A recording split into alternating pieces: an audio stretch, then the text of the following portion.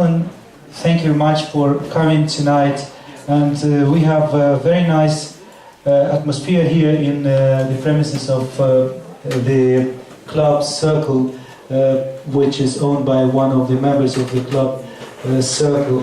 And this club reminds you the human brain. I don't think somebody ever been inside the brain, but if he would, then he would see something like that, with the magazine Science everywhere, and this is real magazine Science, and it was printed just recently. It's new, so it should be the reminder for us that we are doing clever things, but in comfortable conditions.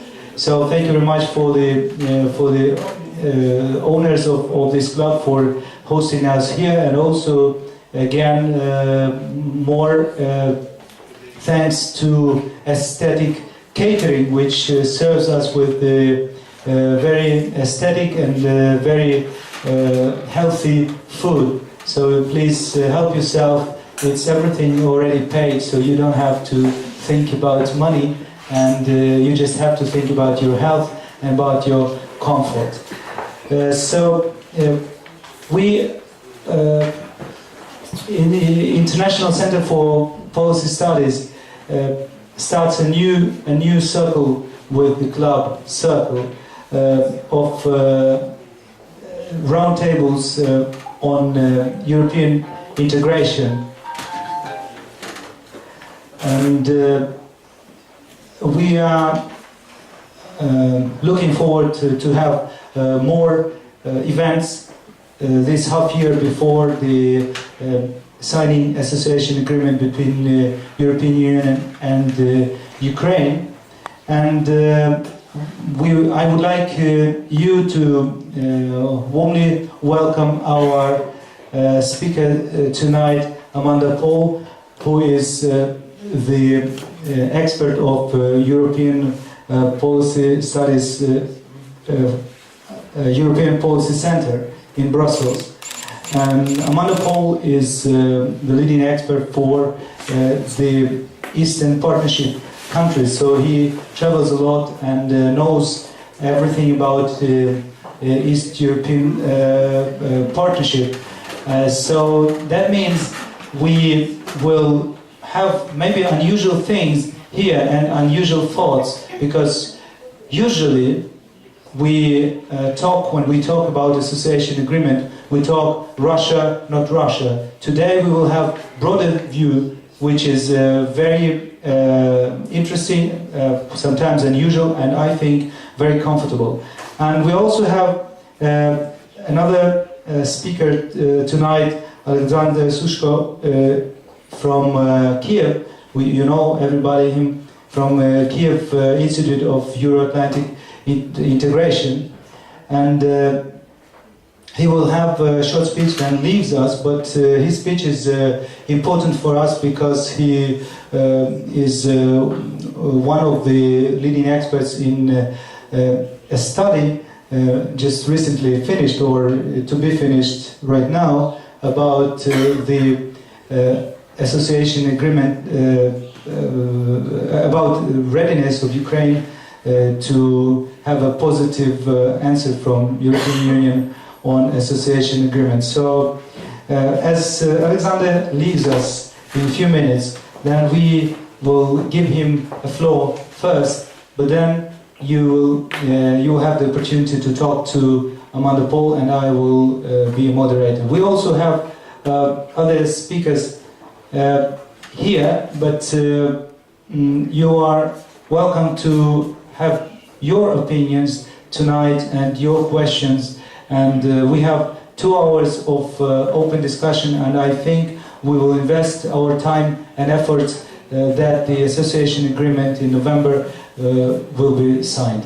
Thank you, and please, Oleksandr. Thank you, Volodymyr. I'm starting with my apologies, because when I was first time invited for this event, I was close to apologize and refuse, because I have another commitment for 7 o'clock, and but after I was informed about the audience, the speakers, I finally decided really to take part here, but really unfortunately I will need to leave soon. But I have to tell you that I'm in a very specific position here, because on one hand it's clear, and me and the institute I represent and those networks of civil society which I work for, such as the Ukrainian National Platform of the Eastern Partnership Civil Society Forum and the International Renaissance Foundation, all these agencies are some way committed to the European integration of Ukraine, and we do a lot in order to have this perspective real, in order to have, in particularly, association agreement signed. To do this perspective real, we have made a number of researchers. We released papers, statements, which are hopefully available. And one of them, but that was a long story, some 5 years ago, when the association agreement process was at the very beginning. We have issued a first policy paper on that, which was on the how to make association agreement really big adventure, big step ahead in comparison to what we have before. And we tried to streamline the process of negotiations into the spheres which were previously covered only by the accession process. So, and finally we were really lucky that a lot of our recommendations were became real, and they were taken into account by the negotiation teams. And finally we have this agreement which really, as it happens to be now, it became a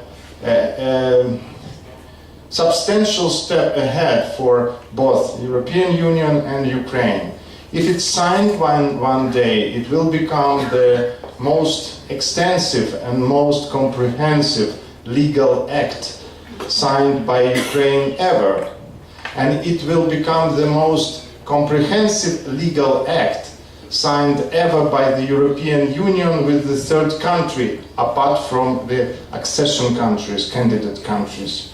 So for sure there is a big job done, and there is a real congratulations to all people who were involved from the very beginning. I see here Oleksandr, who was one of those who maybe started that process some 6 years ago. But now we are in a very strange position that we have this paper, we have this document done, we have them on table, and both sides are very much interested to make step ahead. But this step is challenged and questioned by a number of issues which may be not so surprised. So we do not have any unexpected things, but taking together all this element of our political reality created obstacles which are quite close to undermine the process. Yes, we can speculate a lot about the substance of these political processes which bring us to this situation. There are a lot of good reports done on this matter. There are lots of conclusions and opinion on that. And for sure you are quite well informed about the substance of the dispute, about the chances for good prospects, and about relations between what we have and what we would like to have. We also probably heard about these speculations around plan A, plan B, what happens if not, etc. So we have an opportunity to speak about all these options, all these prospects and chances. Here, now it's May 2013, the month which was indicated some month ago as a crucial one, because some specific and special, very important decisions have to be done in May or maybe very soon, which will demonstrate us either the chances for signing an association agreement this year real, or it may be some way derailed or postponed, or what would happen, nobody knows. When we talked to Commissioner Füle just a few months ago when he visited Ukraine in February, there was a question by Ukrainian civil society leaders who asked them what happens if the agreement is not signed in Vilnius during the Eastern Partnership Summit this November. And there was no answer, frankly. There was no answer because definitely the European Union doesn't have any plan B. Maybe there is some people considering plan B, but really nobody has it. And I see even today nobody has, neither in Kiev, nor in Brussels, nor in the member states' capitals, this plan B. So there is, I think that it would be at least rational to talk about this as well. However, today is still May, and still there are open options. There are still chances that agreement is to be signed. And here there is my major controversy, because I'm one of the most active proponents and promoters of this agreement. It's one point, and another point, I'm rather skeptical about the chances that this agreement is to be signed this year. I just see the attitudes in the most of the influential capitals of the member states, and I do not... Let me interrupt you. Can you specify on why it is not to be signed? Because yes, in fact, we have this emotion, signed, not signed. But let's discuss what is the obstacle. At least some examples, because we people always hear general things. Europe is good, Russia is bad. But let's talk that the agreement should be signed. What is not done? Why it can be signed or not to be signed? You have a study. It's a secret study, or it can be somehow open to the public. No, for sure, we will. That's just you're moving ahead too fast, maybe. I would say that really there are some decisions taken by the European Union, and this is one part of the issue. There is a political situation in Ukraine. There is another part of the issue. The decisions of the European Union were expressed by the Council's conclusions in December last year, and there is a list of conditions to be fulfilled in order to go ahead with signature. On the other hand, there are some developments in Ukraine, which are maybe not so bad as somebody may expect in December, but in my opinion not so good enough to be optimistic in these terms. And yes, your question is quite multi-layer. If you ask me, I am for signing an association agreement. I personally would be for signing it without any conditions. But this is something of my personal attitude to the problem. But now this train gone, and we cannot come back to the situation which we had 2 years ago, when there was no political obstacles to the signing or to going ahead with this. Yes, and yes, I can defend my point of view why I'm for signing without any conditions, but it is not an issue of this round table. We have our tradition in Ukraine to have a plan. In Ukrainian, I can pronounce it, but plan заходів, it means action plan, yeah?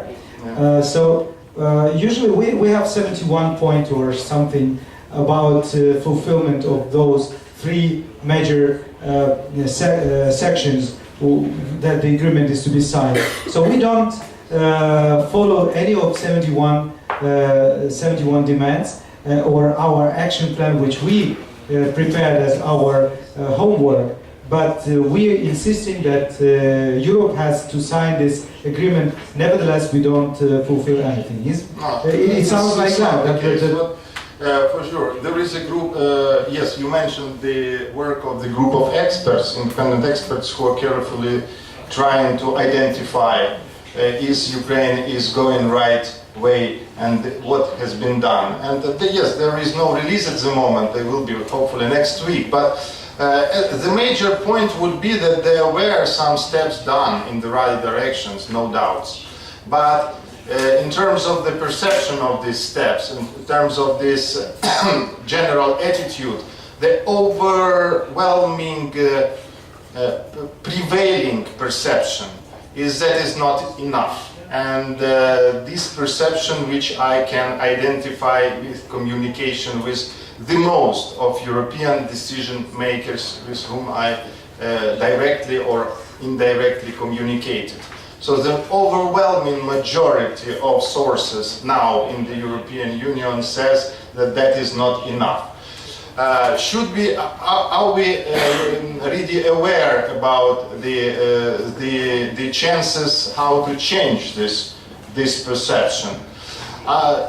Yes, we can follow specific measures which were done within recent months. Yes, we have to refer to the release of Lutsenko, which was very much positive fact. We may refer to a number of legislation adopted, which is very positive effect. I just would like to recall today's one more anti-corruption piece of legislation adopted on the responsibility of the legal units, юридичних осіб. There was some more 4 anti-corruption draft laws were adopted just within 1 month. Well, yes, that's obvious progress. We have in some cases we even seen what would be not possible at any other direction. I mean cooperation between the governmental party and oppositional party. There was no other point where these political forces really cooperated recent months. The only point was European integration. And that's really a very good signal that there is something which may consolidate political groups even just temporarily, even just on the basis of certain situation, but for the certain goal. So here I have to say that there are some signals that there is a political will on Ukrainian side to go ahead. But the problem, I think there are 2 problems. First of all, this is erosion of confidence. Erosion of confidence between official Kyiv and the European Union institutions and member states went too far. Unfortunately, I feel this, I see this, I observe this. The erosion of confidence went too far, and there should be something extraordinary to restore this confidence. European Union, on its hand,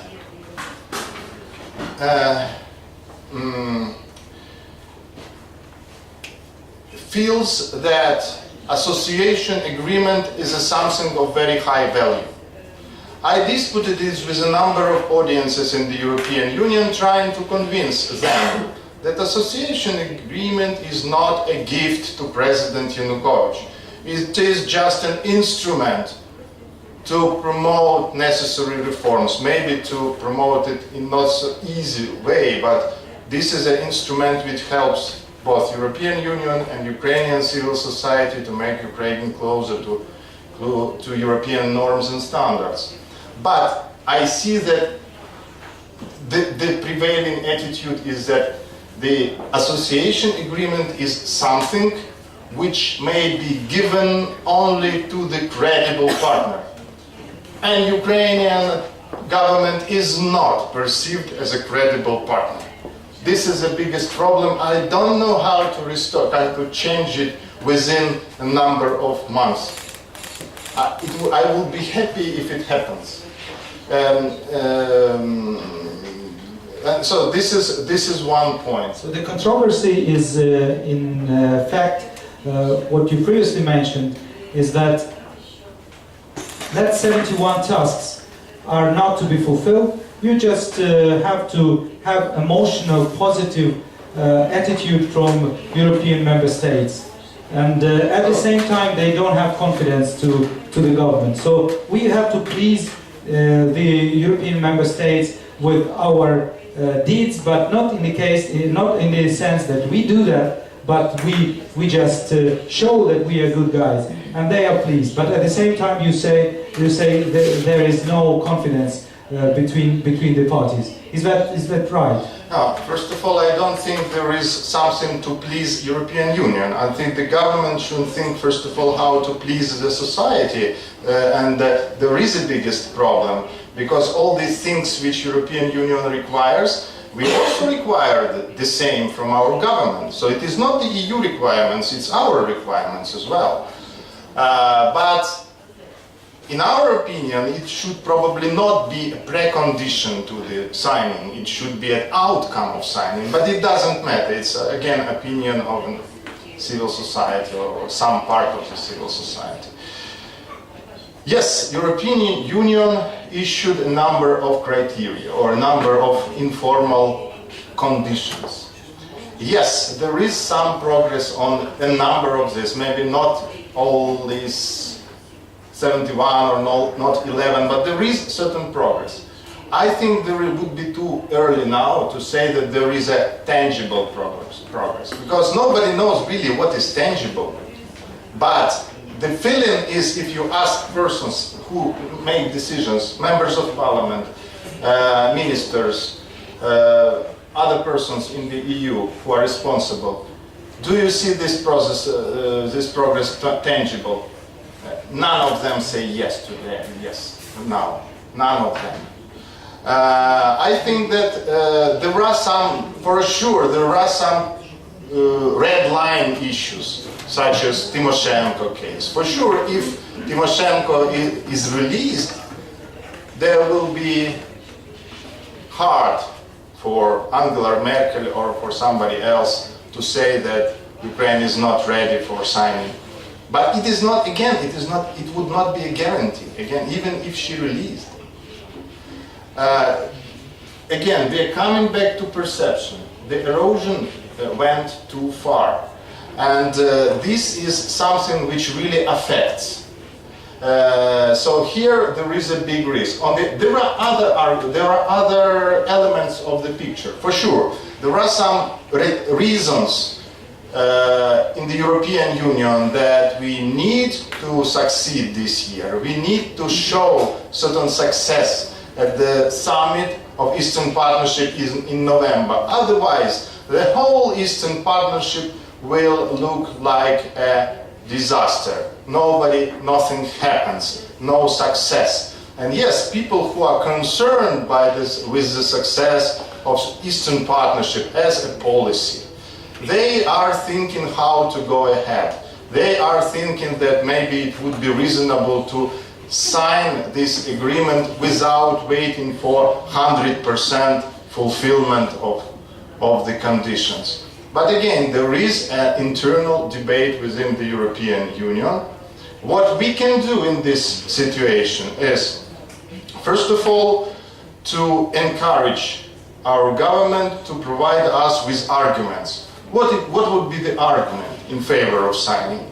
I just mentioned today's one more law on anti-corruption procedure.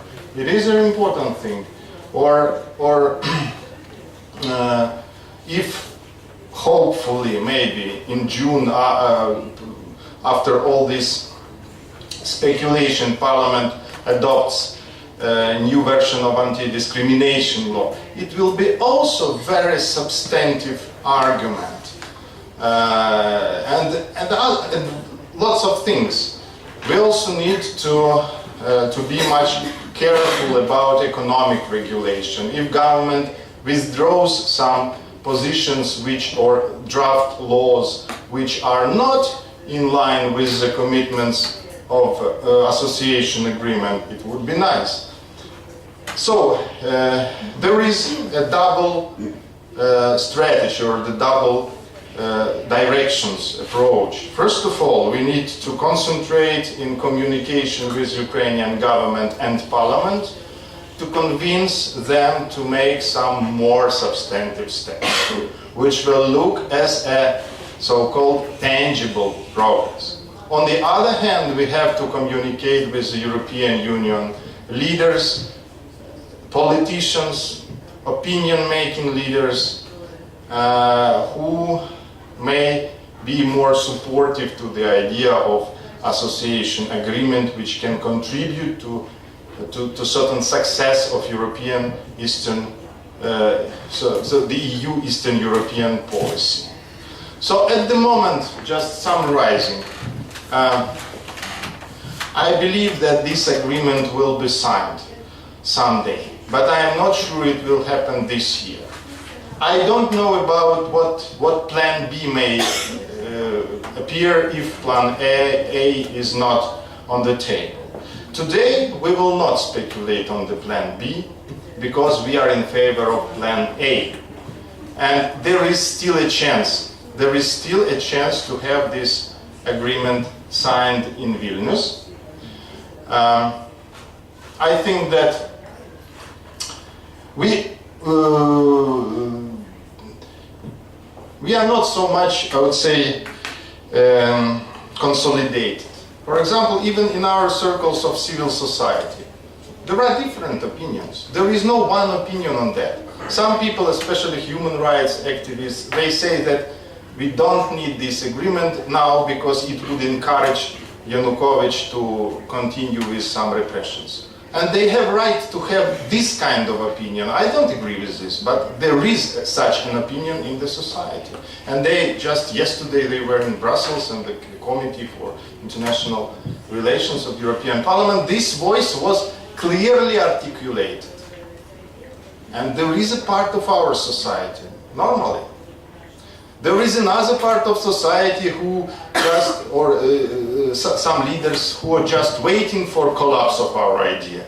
They're just waiting to say that, look, it finally collapsed, and now we have open door to Moscow, yeah? Clearly. Yes, so there is also part of this political stage, there is also a part of society. So yes, we are really in a very uncomfortable position because we do not have time. Previously, we have more space for maneuver because at each time there was a chance for so-called multi-vectoral policy.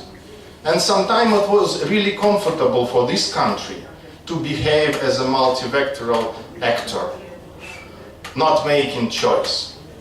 But the space for this kind of policy is narrowing, critically narrowing, and I'm not sure if we will be able to continue with this kind of approach next year or the year after next. So I just to remind that the opinion, the point of Commissioner Füle and the many of other politicians, Ukrainian and the EU politicians, that this year is crucial, and until we have a chance for this agreement to be signed in November, we have to do all we can do in order to make it real. Thank you. Thank you very much.